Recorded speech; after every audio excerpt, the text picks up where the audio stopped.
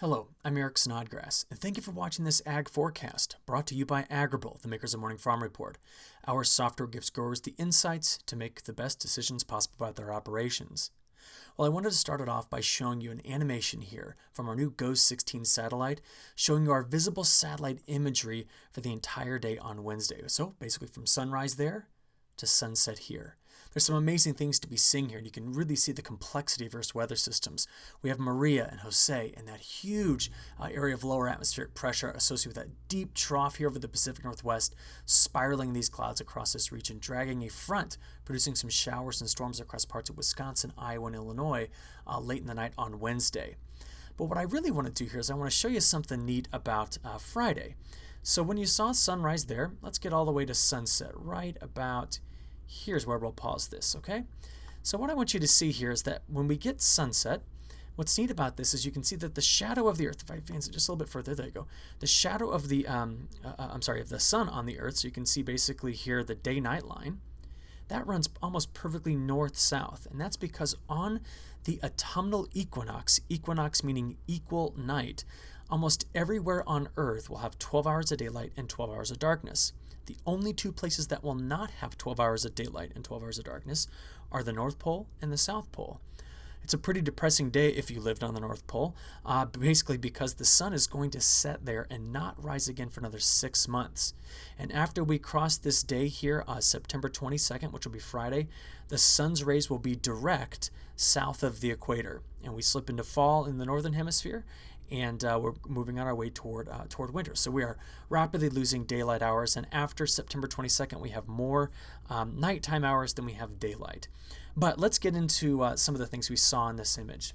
This is an infrared satellite image from our GOES 16 satellite showing you Maria hitting Puerto Rico late in the night on Tuesday and early Wednesday morning as a powerful, powerful Category 4 strength storm. As this particular hurricane made landfall, it completely wiped the power out for the entire island and caused major problems. From a meteorological perspective, this hurricane was exceptionally powerful, very symmetric at times, but it was kind of neat to see that as it hit the very rugged terrain across Puerto Rico, we did see it weaken substantially. Watch the eye collapse and almost disappear. That's mainly due to the fact that it hit land. On radar, we saw pretty spectacular things. So as you're watching this loop, this is the radar here in San Juan. And watch this again. Can you see how there's almost two eye walls here around Hurricane Maria? You just watched here basically what's called an eye wall replacement cycle. That's where an outer eye wall contracts in. And you can see that that inner eye wall becomes very turbulent and very oblong with time. And as it oscillates around, produce some incredibly powerful winds. As this eye wall hit the radar, which is right here where this black dot is, it actually knocked the radar out, and so we lost data after this point. But this is what it looks like to see a powerful, major Category 4 strength hurricane make landfall in Puerto Rico. Now, we've seen quite a bit of video and imagery here, and we'll get both of these videos going so you can see the devastation in Puerto Rico. Massive flooding, some rivers there flooding over 250% of their record flood stage, and that's why we have muddy, muddy water flowing through some streets. And if you just want to see what it's like to be in hurricane-forced winds, that's what the image on the right is showing you. So this is an incredibly devastating event for Puerto Rico, and then the subsequent islands that follow this, and we'll show you that in a few moments. But I do want to show you this image. This is from a satellite called Copernicus, and you're right now looking into the eye of Maria, and this is breathtaking. You can actually see some of the low-hanging clouds that's just above the ocean surface here, and this is like a stadium effect to the clouds. This is several miles tall, and this was spinning at better than 150 miles an hour at the time this image was taken. And what's neat is this satellite is high enough resolution we can actually see the waves here in the ocean. See how calm things were here in the center? No pressure gradient in the center of the hurricane, calm winds, no waves. Big, big, big waves right in through here, though. Just had to show you some breathtaking satellite imagery that we got from Maria. Now, where's Maria going? Well, as of late in the night on Wednesday, passing over Puerto Rico, we do have hurricane warnings out for the Dominican Republic and the subsequent islands just downstream from that. But it appears as though it's going to maintain its Category 3 or stronger status for the next couple of days, getting into Saturday, moving up toward kind of the open, this part of the Atlantic here. And this is where things get a little bit hairy. We're going to have to take a look at what's going to happen with the eventual track of Hurricane Maria. A couple of neat things. First, Maria will be moving into some more unfavorable wind shear conditions over the next couple of days. Wind shear around Maria now is calm and hurricanes like calm. So Maria we're going to watch move into a little bit less favorable condition, but the hurricane will remain strong. And one of the reasons for that is that Maria is here right now moving through these warmer waters. The cool waters you've seen through here were from Jose a week ago. The cooler waters you see around Florida were from Irma. It's going to move right over these warmer waters, but have a little bit higher wind shear, which means we don't expect Maria to rapidly intensify back up to Category 5 strength, but will remain quite strong. Now, by the time we get into Saturday, this is what we're watching. A few features.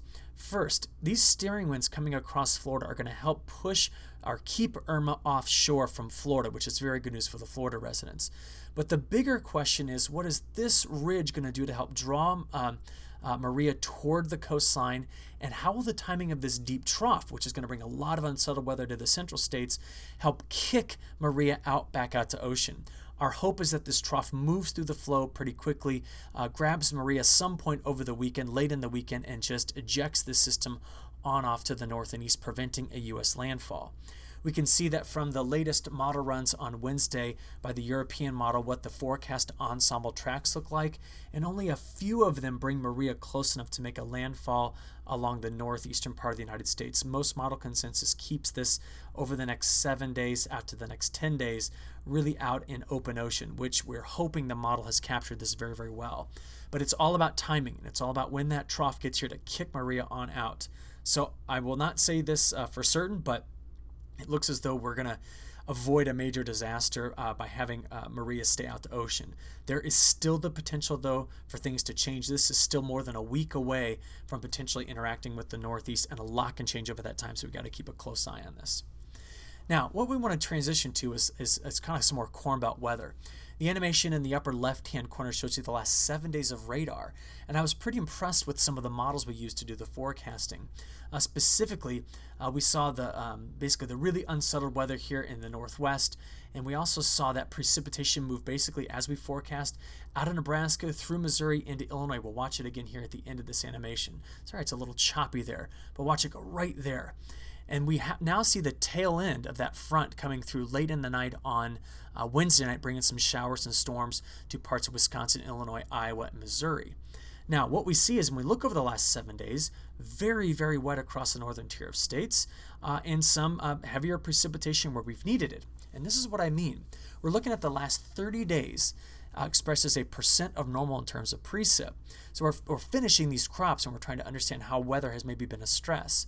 So because of that large trough over the kind of northern tier states, very, very wet, a lot of this heavy rain you're seeing here contributed over the last 7 days.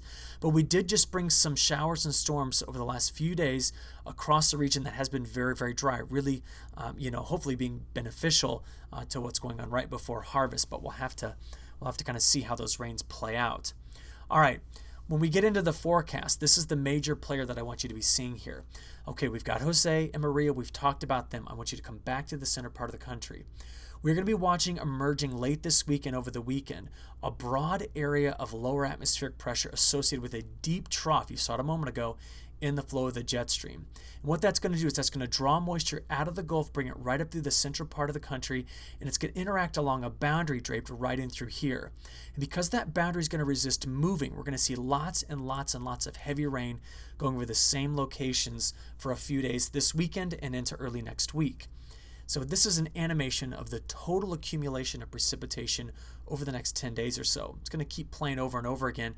You can see where that boundary is going to sit, bringing in lots and lots of heavy rain. Better than an inch across a large section, and then one spot right in through here may see by the time we get into midweek next week, from now until then, maybe 3, 4, and some locations more inches of rain. So this is our focal point. This is a very, very important rain to be watching as we approach harvest. Now, with that kind of focal point being there, I want to let you know that the Storm Prediction Center is keeping an eye on that same area for the potential for some severe storms by the time we do get into Friday. So also be watching out for some of these storms to produce some strong straight line winds and potentially some small hail. So some stuff to be on the lookout for here. Okay, when we transition to a longer look here, a couple of days ago, the long-range European model 32-day forecast was released. It picked up on that heavier precipitation, so this bias you see here is from the rain we're about to get over the next 7 days. But because the eastern half of the country is going to continue to spend more time under that broad ridge, we're going to see some drier weather because right now, Maria, which is producing all this heavy rain out here, is going to stay off the eastern side of the country. So, over the next 32 days, because of the persistence of that ridge for the last few days and the next several days, we're going to see some drier weather in the eastern Corn Belt and wetter weather in the central Corn Belt. And I'll tell you this, people in parts of the Pacific Northwest are so thankful to be seeing some rain coming through with that trough. Spokane, which is located about right here, went 80 days without getting any precipitation in the middle of this summer. So that's kind of your overall longer term look in terms of precip. Now what about temperatures? As we always do, we take a look at the flow of the jet stream. So let's let it play out and talk about it from the beginning. Now what I want you to kind of key in on as we get to the beginning here is that by the time we get into midday Thursday and then into Friday, we're going to see that deep trough over the Pacific Northwest start to kind of eject and move on off toward the east. Until then, if you live in this area that I'm kind of highlighting here, which is most of the Corn Belt, most of the southern states, and of course the entire eastern half of the country, there's a broad ridge. We're going to be seeing some more summer-like heat still in this region. In fact, right here in Champaign, we were in the low 90s. On Wednesday, we're going to see those warm temperatures again on Thursday, sorry. But as we move forward into Friday, look what happens by the time we get into Saturday and Sunday and Monday.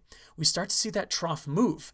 And as that trough moves, it's going to be bringing that unsettled weather, all that precipitation into the central states, right where I'm highlighting here, right out ahead of that trough.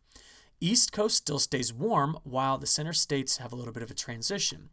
And as that occurs and moves through, look what happens by the time we get into about a week from now. Wednesday into Thursday of next week, we see a trough developing across the eastern Corn Belt while a ridge builds out west. So this is going to be a shift. Looks like by the time the end of the month of September gets here and the beginning of October comes in, we could be introducing temporarily some cooler weather. I say temporarily because when I look at the jet stream, I see trough, ridge, trough, ridge, trough, ridge. And nothing's really blocked up at this point, meaning I expect to see a continuation of this transition from, warmer weather to cooler weather, from warmer weather to cooler weather. And that is very common in fall. So nothing surprising there. But let's take this and transition to South America. What we're looking at here is the week 1 and week 2 forecasts for precipitation anomalies as predicted by the GFS model and its ensemble members. Now we've been talking about how dry things have been across Brazil's growing regions, except for the southern growing regions. I want to reiterate something I've said multiple times. Dry weather in here right now is common. They're coming off of their dry season, but they need to start getting the rains in so they can get things planted, and they need the rains to be regular after that. And what we're starting to see here is that we are expecting to see quite a bit of rainfall in the far western parts of the growing region. So the area I'm circling here in the southern growing regions down here, it's going to be the central growing regions and kind of the south central parts in here that we're seeing this week and a little bit into next week being dry. So this is really hovering right over Mato Grosso. But this would be some very beneficial rain moving in if we do have a little bit of a wet bias in through here. But again, Brazil's major growing area, watch where I'm drawing here, kind of stretches right in through here. So we're kind of a bit split, some wetter conditions down here south and wetter on the western side, but drier in the north and central parts. So that's important to see. And I think what I want to do here is I want to stretch this out over the month of October to show you what we're expecting in Brazil.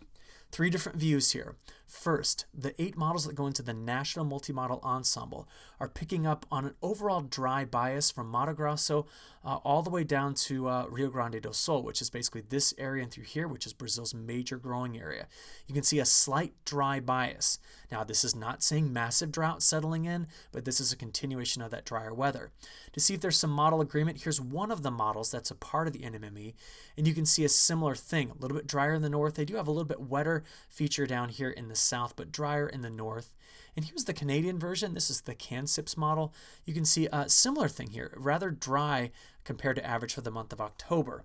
So when we take a look at what we're going to expect to see out of the Brazil growing season, we can certainly see here that things are getting started off dry and that the rains may not be getting in as soon as everybody wants them to. That could delay some planting, and what that could also do is also shorten up the safrinha crop, which is the crop that follows the main crop here.